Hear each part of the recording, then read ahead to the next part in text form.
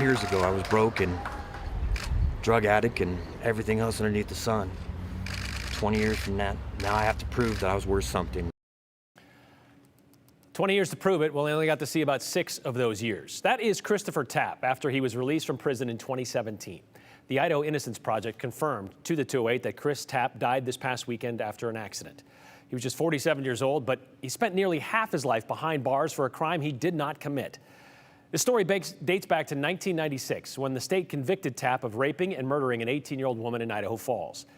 DNA evidence linked him to the crime, but DNA experts later proved the science and the methods they were used incorrectly, which is now a good time to bring in Andrew Bartline, who sat down with one of the people responsible for Tapp's exoneration. Andrew? Yeah, and it might sound counterintuitive a little bit, or maybe ironic perhaps, but the man who really leads the Innocence Project here in Idaho, Brian, Dr. Greg Hampikian, he says that Tapp actually taught him a lot about life. Even though Tapp had little control over his own, Tapp only got his life back after Hampikian and his team looked into the case, as Brian just said, and then proved his innocence. While Tapp was released from prison in 2017, he was only exonerated of his murder conviction years later when police finally caught that real murderer.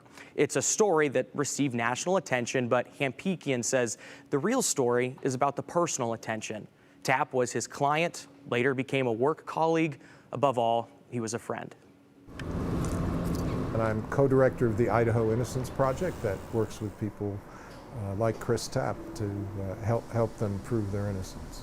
He was very famous for saying that we rejected him the first time, and I think he just got a quick rejection based on the fact that DNA had already been used in his case. Nobody in the innocence movement all over the country that I consulted thought we had a chance to get back into court with DNA.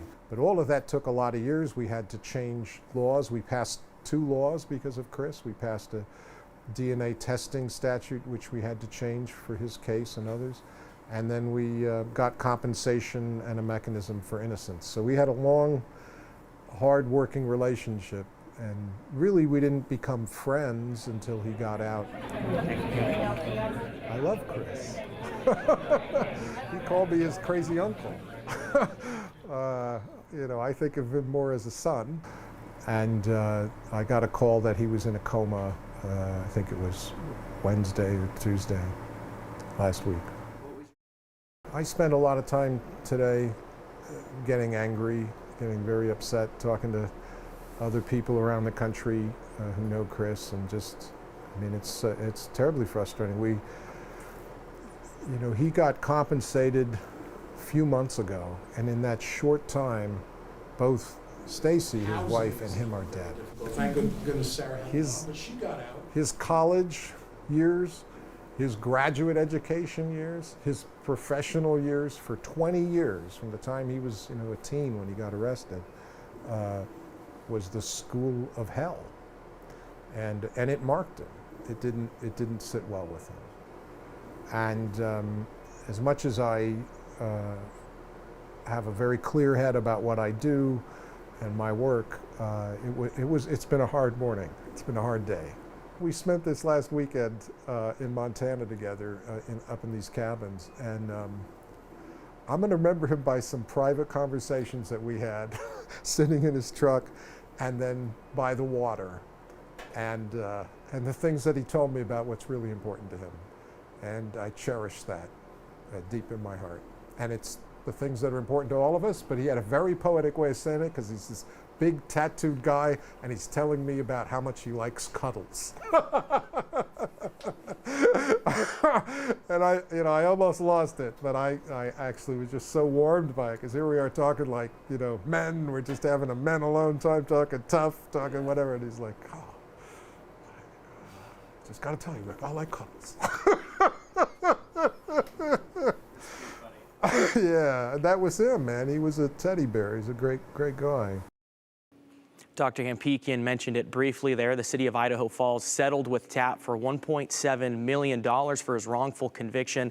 That was back in August, Brian. So you think about, you get 20 years of your life taken away from you. You get paid back for that. I don't know if a dollar figure can right or wrong of that level, but it's not like he really had the time to do what he probably would have wanted to do with his life going forward. As I was 6 years and some change. Exactly. And I was listening to Dr. Hampikian talk about those moments they spent together. And I was thinking to myself, I'd love to sit in and hear some of those conversations. We got a little sample of it right there, which is kind of interesting. Yeah, and I think one of the more interesting parts too is that, Hampikian says when somebody is freed through the Innocence Project, they tell them, you don't owe society anything. Right. Because people have this bug in them, I want to help others, I want to give back. And he says, that's awesome if you want to, but you don't owe anybody anything. And over time, when people do get compensated, they kind of fade away. They go and live their life because there's a life for them to go live. They deserve that. Well, he says, for whatever reason, there was just this bug deep inside of Chris. He kept coming back, and he'd always say, this is the last time I'm doing it. It's the last time I'm going to give a lecture, last time I'm going to give a speech or talk to lawmakers. And it wasn't. He would come back again and again and again up until, those last couple months. He was helping out with the Innocence Project, lectures, speeches, talking at a university or, stuff with legislation in different states, not just in Idaho, but Oregon as well. He went around and talked to many places, went to New England even. Wow. Did a lot in that short amount of time that he was allowed to have. Yep. Appreciate it, Andrew.